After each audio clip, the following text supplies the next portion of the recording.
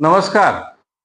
आजचा माझा विषय आहे की जे मधुमेही रुग्ण आहेत त्या रुग्णांना काही औषधे ॲलोपॅथी चालू असतात. आता त्यामध्ये काय काय असतं, मेटफॉर्मिन असतं, ग्लिमेपेरेड असतं, डापाग्लिफोझिन नावाचं एक औषध असतं, ओग्लिबोज नावाचं औषध असतं, पायोग्लिटोजन नावाचं औषध असतं, इत्यादी इत्यादी. रिपॅग्लॅनेट नावाचं औषध असतं. अशी अनेक औषधं मधुमेही रुग्णांना चालू असतात. आता ही औषधं चालू असताना त्या औषधांचे संभाव्य दुष्परिणाम काय असू शकतात ह्याबद्दलची मी आज आपल्याला माहिती देणार. मी आहे डॉक्टर राजोपाध्ये. आपण पाहतात शाकल्य कट्टा. आमच्या घरामध्ये एक शुभकार्य असल्यामुळं व्हिडिओ वेळेवर करणं जमत नाहीये, तरी सर्वांची मी त्याबद्दल क्षमा मागतो. तर पहिला मुद्दा आपण घेऊ की त्या औषधांपासून तुम्हाला संभाव्य काय त्रास होऊ शकतो. ह्या त्रासाबद्दल मी आज आपल्याला 4 गोष्टी ह्याच्याबद्दल सांगणार आहे की बाबा तुम्ही असे जर का त्रास तुम्हाला होत असतील तर तुम्ही पहिलं डॉक्टरांकडे जाऊन त्यांना विचारून घ्या की ह्या मधुमेहाच्या औषधांमुळं मला काही त्रास होतोय का.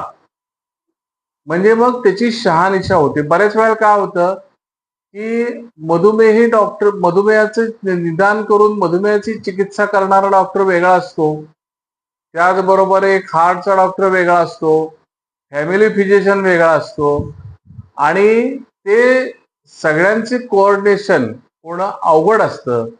त्यामुळं तुम्ही ज्या ज्या वेळेला तुम्हाला असे त्रास होतील त्या त्या वेळेला तुम्ही जे मधुमेहाचं औषध देतात तुम्हाला त्या डॉक्टरांचा तुम्ही सल्ला घ्या की बाबा हे त्रास त्याच्यामुळे होत नाहीयेत का किंवा होत आहेत का, हे सगळी शहानिशा करून घ्या. आता संभाव्य त्रास कोणकोणते आहेत, तर पहिला त्रास म्हणजे बऱ्याच जणांना जुलाब होतात. औषध चालू केले केले होतात का, नाही. औषध चालू केल्यानंतर काही दिवसांना हे त्रास व्हायला लागतात.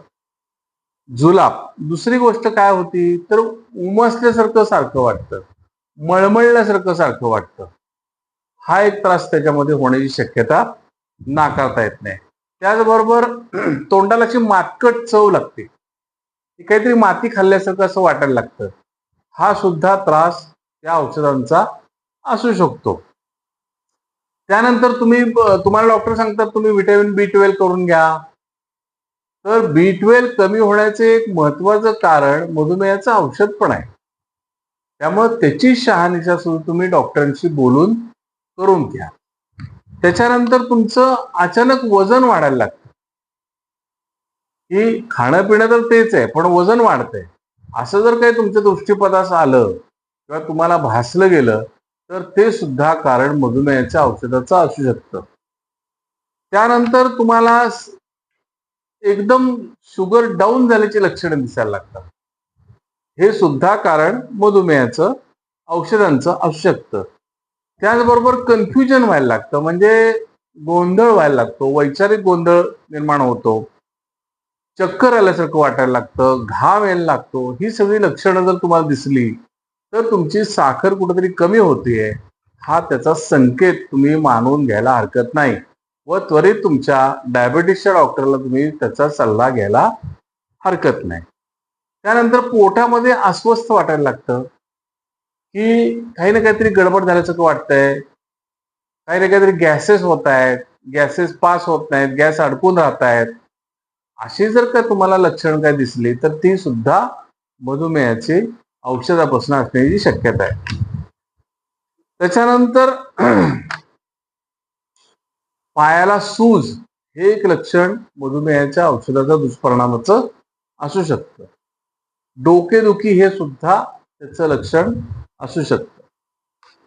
वरचेवर लघवीला जायला लागणं, शरीर गळाटून जाणं, शरीरामध्ये ताकद नसल्यासारखं वाटणं, असं सुद्धा तुम्हाला जाणवू शकतं.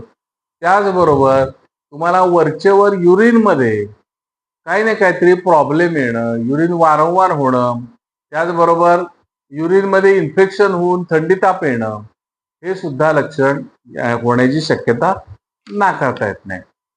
त्याचबरोबर स्किनवर तुमच्या फंगल इन्फेक्शन फंगल इन्फेक्शन सुद्धा हा एक दुष्परिणाम त्या औषधांचा असू शकतो. जे मधुमेह रुग्ण आहेत त्यांच्यामध्ये फंगल इन्फेक्शन्स हे सुद्धा कॉमन असतात.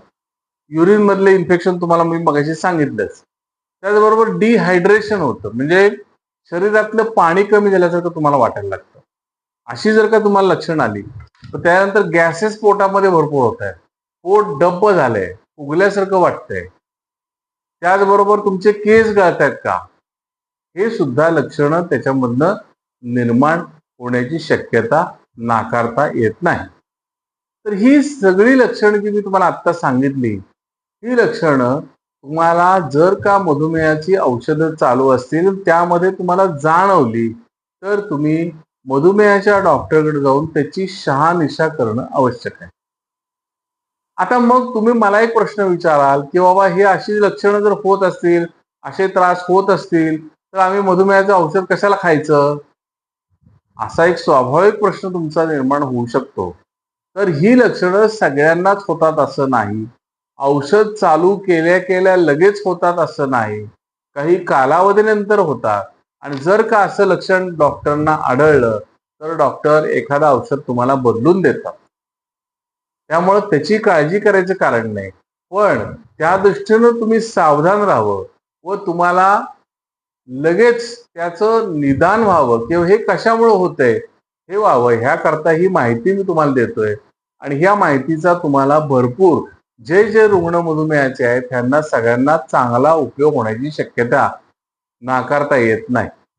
कारण बऱ्याच अंशी बऱ्याच जणांना अशी ह्यातली काही ना काहीतरी लक्षणं भविष्य काळामध्ये औषध चालू झाल्यानंतर दिसू शकतात.